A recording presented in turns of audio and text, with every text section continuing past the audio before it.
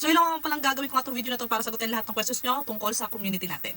So ang daming nga nag-chat sa akin and ang daming nagko-comment na kung saan nga daw sila makaka-join. First, punta kayo sa mga profile ko or do sa bio ko. May makikita kayong iisang link doon, i-click nyo lang yon.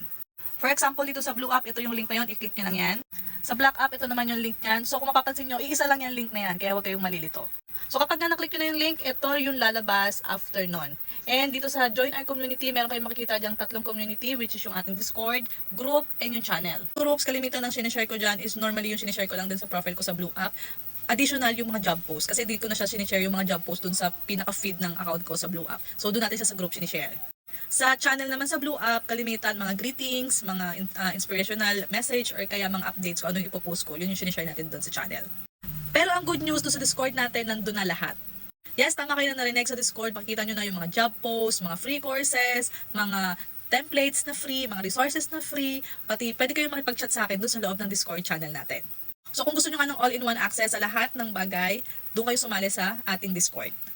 Remind ko lang kayo, kapag join kayo doon sa Discord natin, may kailangan kayong fill upan na isang Discord na G-form. So isang beses lang yun. And then, all it goes na wala na kayong fill upan after kasi ma-access nyo na lahat ng mga resources natin.